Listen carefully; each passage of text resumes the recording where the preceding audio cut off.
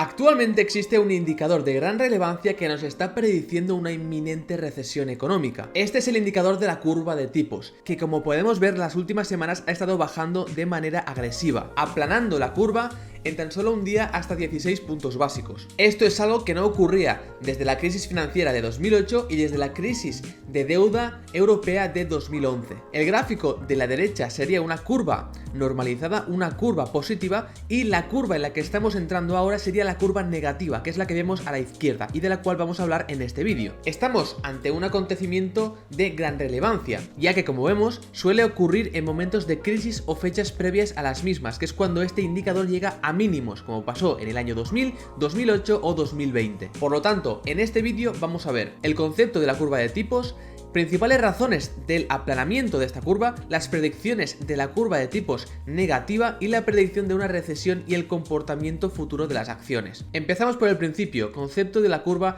de tipos. Una curva normal de tipos es la que vemos en este gráfico. Es una tendencia positiva y es esta representación gráfica de los diferentes vencimientos de los instrumentos de deuda de un mismo emisor. En el eje horizontal tenemos los vencimientos y en el eje vertical los tipos de interés. Y esto tiene sentido y lógica debido a que a mayores plazos de vencimiento se exige un mayor tipo para contrarrestar la incertidumbre generada. Tú no prestas un dinero al mismo tipo de interés si es a 3 meses o a 30 años, ya que a 30 años hay mucho más riesgo de que pasen muchísimas cosas y que no se te devuelva ese dinero. En cambio, a corto plazo es mucho más fácil que se repague esa deuda. Por lo tanto, se exige un tipo de interés más bajo, en un escenario normalizado. En el caso de los bonos, vemos como a un año el tipo es de 2,1% en este caso y a 30 años es del 2,9%. Y así es como quedaría esta curva. A mayor vencimiento, mayor tipo de interés. Pero a veces, muy pocas veces, de hecho, esta curva se aplana y llega a ser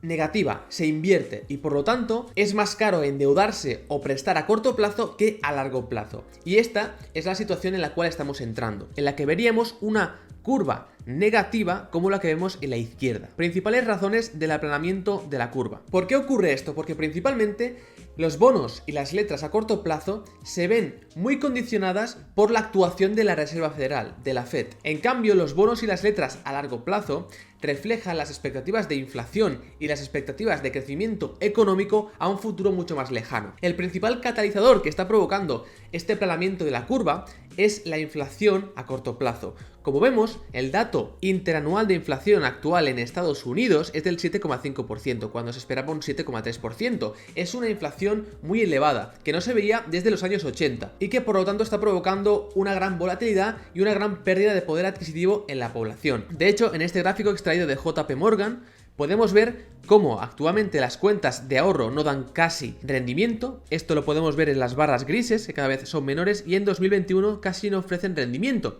En cambio, vemos las líneas azules, que es lo necesario para contrarrestar ese efecto de la inflación y no perder poder adquisitivo. Y actualmente está en máximos, en $5.490, teniendo en cuenta una cuenta de $100.000. Además, también en este canal y en vídeos pasados hemos visto varias estimaciones de bancos como JP Morgan, entre otros.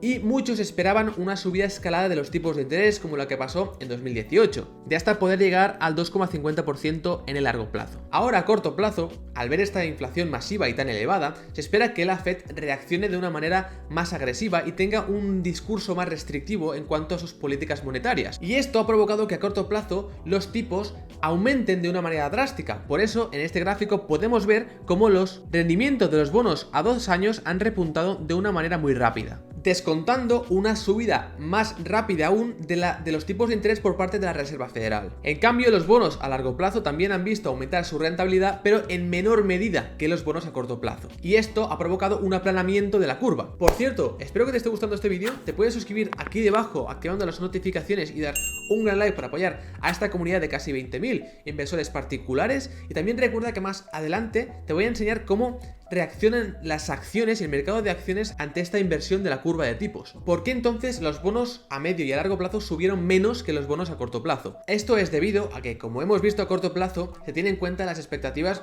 y la reacción de la Reserva Federal y de las políticas monetarias. En cambio, los bonos a largo plazo tienen en cuenta las expectativas de inflación y de crecimiento económico en un futuro más lejano. Ante esta situación actual, de incertidumbre y de una potencial subida de los tipos de interés y de endurecimiento de las políticas que podría generar o provocar una recesión, se espera que a largo plazo el crecimiento de la economía y de la inflación sea menor. Por ello existe este aplanamiento de la curva. Además de eso, es que también cabe destacar que en tiempos de incertidumbre muchos inversores se refugian en bonos a largo plazo y por lo tanto, como aumenta la demanda del precio de los bonos, aumenta su precio, y como sabemos ya en este canal hemos hablado muchas veces que las yields o el rendimiento tiene el movimiento opuesto, por lo tanto al aumentar la demanda de los bonos, aumenta el precio de los bonos y baja de manera inversa la yield o el rendimiento de estos. La curva de tipos invertida es un indicador bastante fiable, pero no es una bola de cristal en la cual podamos asegurar que va a venir una recesión y una crisis en bolsa. No obstante, es uno de los indicadores adelantados más importantes. Las predicciones de la curva de tipos negativa. La predicción de este indicador es muy certera.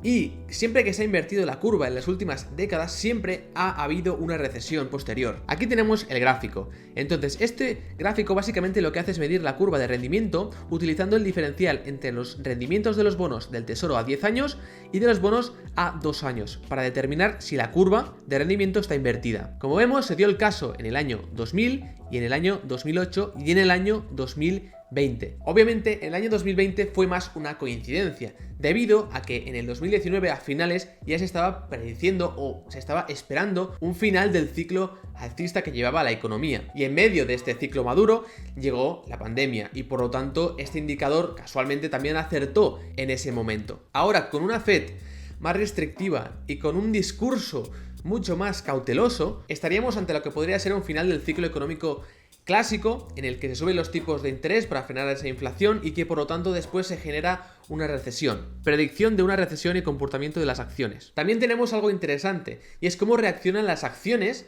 ante este escenario. Pues al contrario de lo que muchos podríais estar pensando, las acciones, una vez se invierte la curva, siguen subiendo durante un periodo de tiempo, siempre lo han hecho históricamente y estadísticamente, como veremos ahora, y posteriormente tocan un techo, tocan un máximo y acaban después bajando. Aquí tenemos esta tabla compartida por Hugo Ferré, @contrainvest, lo podéis seguir en Twitter, que comparte información muy interesante. Vemos que históricamente, desde que se invierte esta curva de tipos hasta que los mercados, que en este caso es el S&P 500, hacen techo, pasan 10 meses de media, aunque obviamente esto tiene variabilidad. Y en este siguiente gráfico también podemos ver como una curva de tipos invertida normalmente no tiene un efecto inmediato en la bolsa, la cual suele alcanzar nuevos máximos históricos. Aquí tenemos como el S&P 500 ha aumentado de media un 16,8%, que sería un 8,1% anualizado, en todos los ciclos en los que se han aumentado los tipos de interés, desde 1954. Por lo que nadie sabe lo que puede pasar, ni tiene una bola de cristal para predecir el futuro, pero no está de más analizar este tipo de indicadores tan importantes en la economía para tener una idea de lo que podría pasar ante este escenario negativo. Espero que te haya gustado este vídeo, recuerda suscribirte si aún no lo has hecho activando las notificaciones y dar un gran like para apoyar a este canal, esta comunidad de inversores privados, y te dejo este vídeo a continuación que te puede gustar. Recuerda siempre invertir con cabeza.